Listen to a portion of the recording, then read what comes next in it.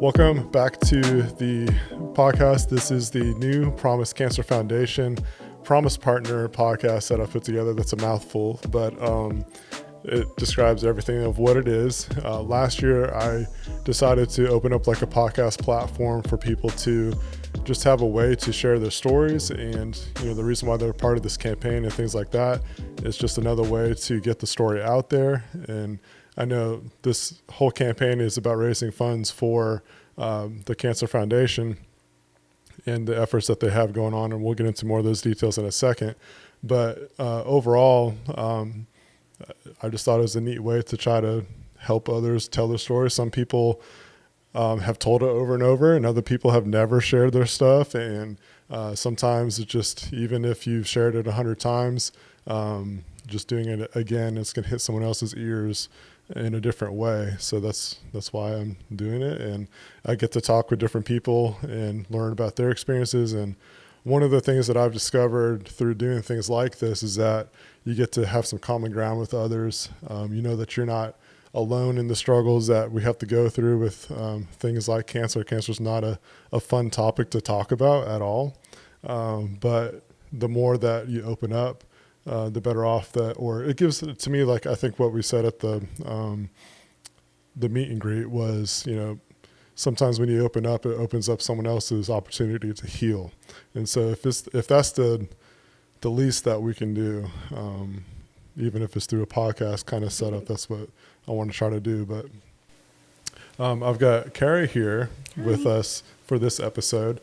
And one of the things I was talking about before we got started was just like each cancer has their own color that they represent. So hers is blue. And so if you could just introduce the cancer that you're representing and just kind of describe why that you are representing that. So I'm representing colon cancer. My mother-in-law was diagnosed with colon cancer in 2022 and then passed away in 2024. And so when I got asked to be a Promise Partner and got asked, what kind of cancer I like to represent, it was a no-brainer.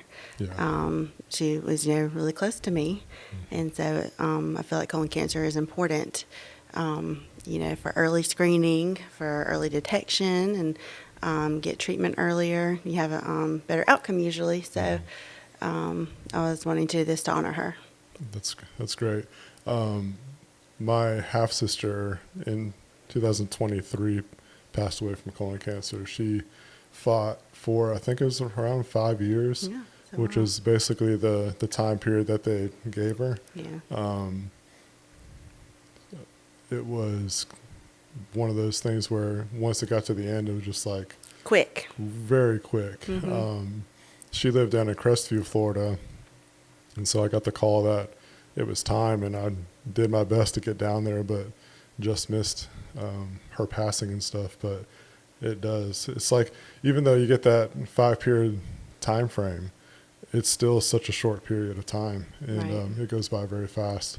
Is this like your only experience with cancer, or have you had other people in your life that have gone through similar situations? No, this is the most personal experience. Yeah. I think my maternal grandfather had, a skin cancer in his late 80s or something like that, but that's not what he passed away from. So this is really the first person that has been this close to me, that I've seen kind of day in and day out, dealing with, cancer, the effects, how it affects everything.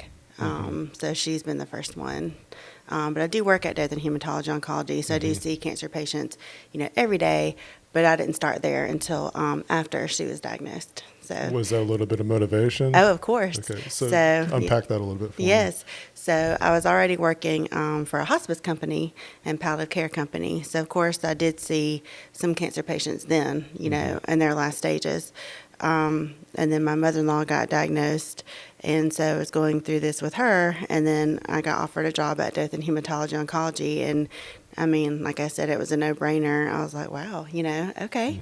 And so I was like, absolutely, and I've loved every minute of it, and, getting to meet all these sweet patients and kind of walking through their journeys with them. And, and sometimes it's good. And, we can say, great, you're a survivor now. And then sometimes it's not, where we say, hey, this isn't working anymore. What is our next step? But being with Ms. Kay and being with her personally and seeing everything that she has gone through, I think has made me appreciate these patients more and know how to treat and know how to be, more personable and compassionate. Yeah, so I know sometimes, a lot of the times, like when you have gone through something yourself, you can identify and relate to others way more. So I know that probably there's been some patients that you've worked with that you're able to connect with a little bit on a different level than someone that hasn't gone through something like that. Can you describe some of the, when you're walking with someone through those kind of moments, what are some encouraging things that you could tell someone that might be listening that they could be aware of that would help someone through that kind of stuff? Just don't give up hope. And that was one of Ms. Kay's, biggest things, from her initial diagnosis to learning it had spread and spread again and again. She never gave up hope. And I got to sit there and look at her and be like, she has all these things being thrown at her, and she's never regretted any decision she made, and she never lost hope. How amazing is that? Yeah. Knowing what's coming. And so that's what I would like to relay to every patient is just, don't give up hope. No matter what news you get, don't give up hope, because that's important to hold on to even till the end. Yeah. What are some ways that you think people can help give hope? Just be encouraging, and when somebody says they need something or don't need something, respect their wishes. If somebody, doesn't want to visit right then or talk right then, let somebody have some alone time for a minute. Or if they are lonely, let's make sure that we take time out of our busy lives to go over, make a visit, cook dinner, whatever they need. Everybody's busy. Everybody has life going on, but there are some people who just need somebody to talk to. Yeah. So, you can always take 5 minutes and talk to somebody. Yeah. I kind of want to pivot back to your point about, you gone through some struggles of your own, as far as, with loved ones and stuff like that. And that was motivation to plug into DHO. Knowing that there was an organization, a place that opened up a new foundation to help people through these hard times, how does that make you feel as just being able to be part of that, and just kind of describe that a little bit? Amazing. I already knew that Dothan Hematology Oncology was a wonderful clinic, place to work with wonderful physicians, nurse practitioners, chemo nurses, a lab. Everybody is just wonderful. And they started this or foundation not long after I started working there. And so I remember thinking, wow, they really do care about the community and stuff like that. It's not just about money. It's not just about let's get these patients in and out. It's about let's form a relationship with these patients and realize, hey, they have a need outside of their cancer treatment. Right. There's a financial need for either, gas cards, food, medication. It doesn't have to be a healthcare related need. That people just have daily needs. And then, you add the stress of a disease, no matter what it is, on top of that, that can affect somebody's mentality, the way they live, and everything. Yep. So I just thought it was I just thought it was amazing that DHO was willing to form a foundation, pour their heart and soul into it, and it's become what it is. Yeah, that's awesome. So that's a good kind of segue into what we can describe what this whole campaign is about. And you touched on some of that kind of stuff, and it's one of the ways I kind of describe it, kind of fill the gaps to where, sometimes, insurance is going to cover everything. It's not going to cover some of the inconveniences that happen through whether it's just trying to find a ride to get to your appointments, to get your treatments, to gas cards, to, all kinds of those little things, or what we might consider little, that actually go a long way. And so what this campaign does is there's about, I think, 25 people or so that's part of this campaign this year, which kind of works out as 2025. Yeah. but each person represents a different cancer, and, it's different colors, different representations and things like that. And so there's this big pool, a big goal that everybody's trying to get towards. And each person has their own goal. I think it's at least 2,000 per person. And so they're trying to reach this certain goal and exceed what we did last year, which is always a great thing to do. And I think that everybody can do that for sure. But what's neat about it is like, even if you don't identify with colon cancer, there might be another one that you want to, pay respects to or honor to, and you can do that. And no one's going to take offense to that at all. No. We're all trying to get to the same goal of just helping people in this local Wiregrass area. And that's, I think, one of the major things about this whole campaign is like when people donate money towards this campaign, it stays here in the Wiregrass. It's not going anywhere else. It's not part of another campaign or another effort or whatever.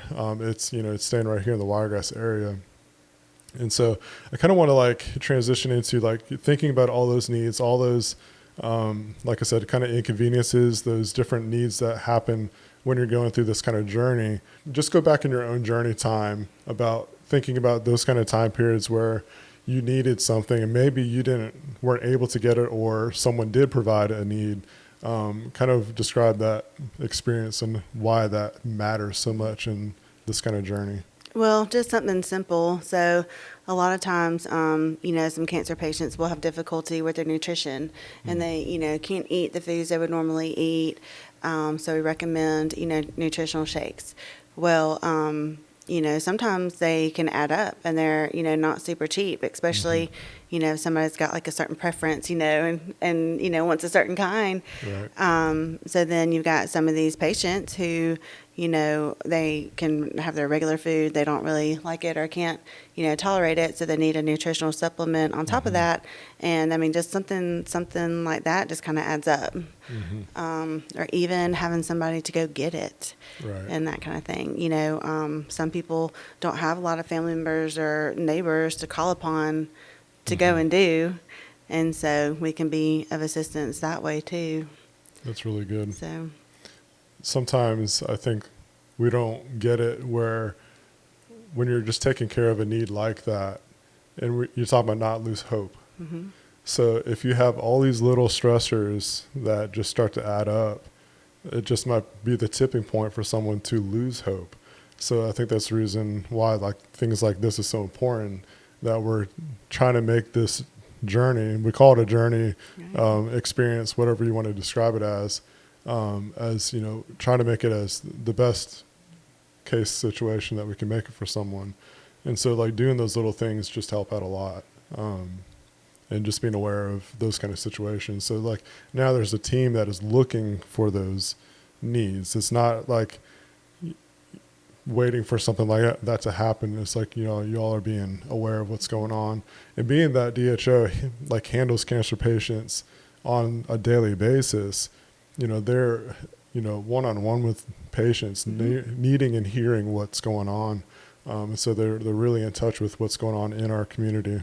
I've described it before too, is, sometimes, unfortunately cancer it's too common. And so the hard part is like, sometimes when things are just out of sight and out of mind, people might not think about it. But the thing is, like in the reality of cancer in some situations, is like you might not know that the person you're working with either is going through it or has a family member that's going through it. And so like if they're having a bad day, or if, they just need encouragement or whatever it is, just taking care of those small needs will make that person's day that much better. Oh, I agree. So that's one of the things I really appreciate about what DHO and the foundation does, that they're in touch with what's going on. And it's not just like you said, just a run of the mill going through each appointment. They're trying to figure out what is the best way that we can take care of, the people that are in our own community. And I would love to hear your just kind of perspective on why it's so important to have a foundation that's doing these kind of efforts here in our local area versus if someone had to, travel to go somewhere else. All right. Well, we have a lot of need, locally. And a lot of times people don't want to give it to a foundation unless they know where exactly is the money going, who exactly is it helping. And it's great that every dollar stays here in the Wiregrass. But what's also great is you don't actually have to be a specific patient of DHO to receive the assistance. You just have to be a cancer patient in the Wiregrass receiving treatment, or up to 6 months after you finish treatment. So you don't necessarily have to be our patient. You could be seen by some other clinic, which is fine. Right. But as long as you're in the Wiregrass, I mean, we can still help, because that's how important it is to, I love that non-competitive mindset. It's just like, I love let's it just help our too. people. Let's just help. Let's just help people, Yeah. Let's treat the person, not the patient type thing. Like, you're not just a number. Right. So, and what you said about, cancer being prevalent, is true. And that you don't know. I mean, just because you have cancer doesn't mean, oh, that person looks like they have cancer. Not necessarily. My mother-in-law did not look like a typical cancer patient until the very end. And so you really, truly don't know who's going through what, whether it be cancer or something else. And so I do feel like it's important just to be kind to everybody, even though it could be difficult sometimes. But it is important to be kind to everybody, because you don't know what's going on. But yeah, I think it's wonderful that we can help, any patient in the Wiregrass. I'd like to hear more about like your story with, you said it was your Mother-in-law that went through colon cancer. Someone that's not familiar with colon cancer, if you could just kind of help describe what that is and what that patient goes through that whole process. Right. So her story actually started with a blood clot in her leg, which, she told me it was a bee sting that got infected. And so I was like, okay. And so she did get antibiotics for it and everything. But, it came back and she became anemic. And her, doctor told her, hey, you need a colonoscopy. And, she's like, okay, I'll do it later. Well, she was in her late 70s, had never had a screening colonoscopy, which you're supposed to do in your 40s, by the way, everybody. Unless you've had a family history, then, of course, you may do it sooner. But kept putting it off until she became, severely anemic, and then ended up in the hospital just with severe weakness, very anemic. Like I said, she needed a blood transfusion. Well, they did a CAT scan, and there was a mass in her colon, and they were like, did you know you had this? And she was like, no. And it was big. And so, but they also found a mass in her kidney. So she actually had a colon mass and a kidney mass at the same time. And so she had surgery, that hospitalization, removed her right kidney, the whole right kidney. And her surgeon did remove her colon mass, pretty much all of it, but wasn't too sure because it was, very large. And so anyway, her main problems came from her colon cancer, because she ended up with a spot in her lung later that was biopsied. Even though it was cancer in her lung, the origin was colon cancer. And so from there, it also spread to her brain a little bit later. Wow. And she did go through radiation, and, that pretty much was cleared. But then it ended up in her liver a little bit later. And then after it was in her liver, she only lived for a few weeks after that, pretty much. So, like you said, kind of at the end, it went fast. This was over from time she was diagnosed to the time she died was about a little over 2 year. And that's what they told us too, was to expect about, 2 years. Right. So they were right.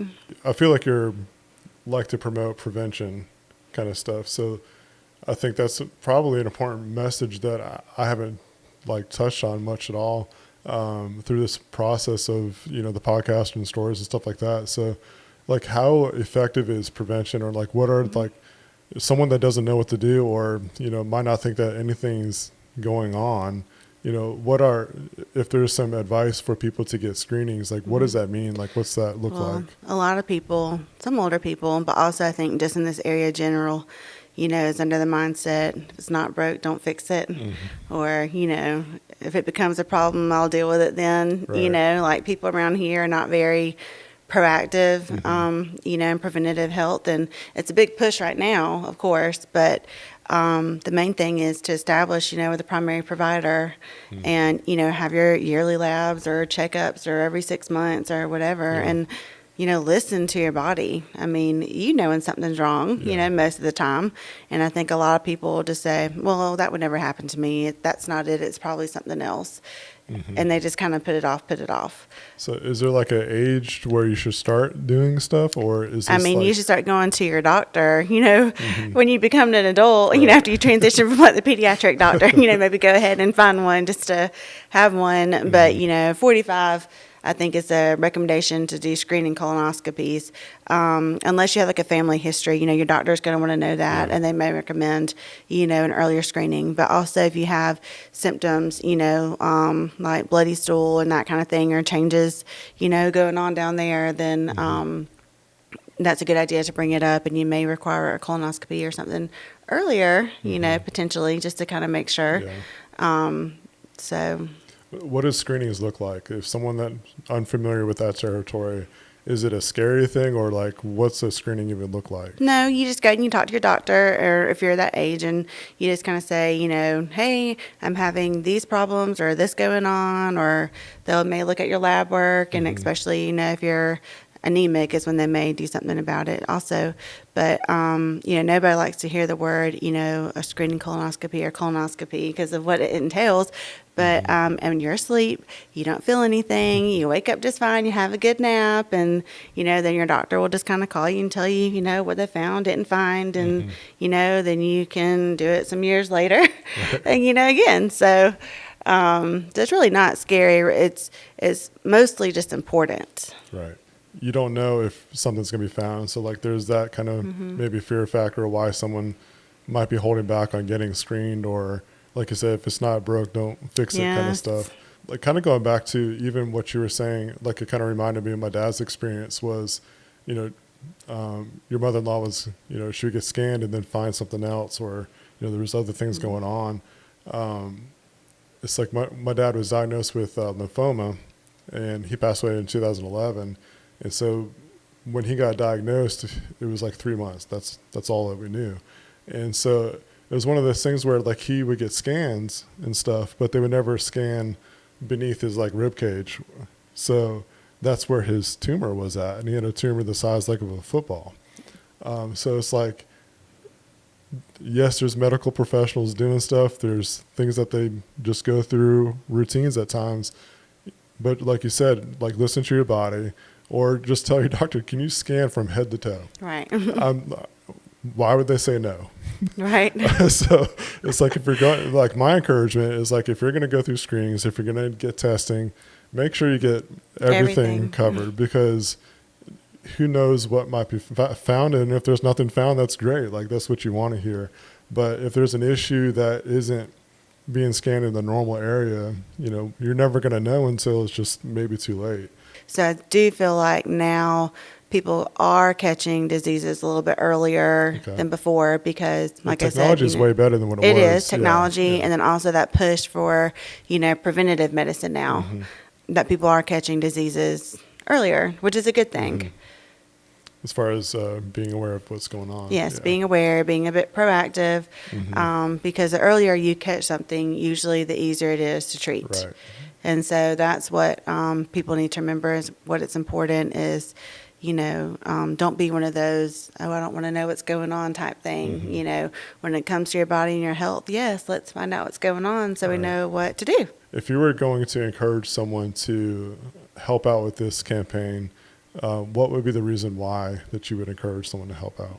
To help your fellow neighbor. Because one of the biggest things I love about this campaign is that your money stays local, in the wiregrass like we talked about. And who wouldn't want to help somebody next door to you, or somebody that, may work with you, or somebody that, is family member, maybe struggling financially with healthcare, and you don't know it, because that's not something people just come out and say, hey, I couldn't afford groceries today because I'm buying my mother medicine, so that would be my main thing is, let's just help your fellow neighbor. Is there a message that you would give like the doctors and stuff like that, and the employees that you work with, your coworkers, just a message that you would like to share to them? Well, yes, thank you, DHO, for first, the opportunity you've given me to be a part of this company, but also for establishing this foundation and for just helping everybody in need. That's going to wrap it up basically for the episode. But what I want to encourage people to do is I'm going to leave in the comments and also the description area to Cara's link for this campaign. So again, she's representing colon cancer. That's something that she's passionate about to try to help spread more awareness of. I really love the preventive message that she had and just the different stuff like that. So we'll have a link to also the New Promise Cancer Foundation website. So if you're interested to learn more about what they're all about, some different ways to help financially, and I'm sure there's even some other opportunities that throughout the year. There's other campaigns that they work on throughout the year too. So even if you don't help out with this one, or if you help out with this one, there's even more opportunities throughout the year to contribute in different ways. But if you're passionate about a different kind of cancer, there's all kinds of ones that you can pick from, and it's all going to go to the same pool. We're all here to support the whole campaign as a whole. If you're wanting to comment or have questions about anything that this campaign is going on, or if you want to share about your own experiences, like I alluded to before, is like when we share our own stories, it is the potential to help unlock someone else's healing.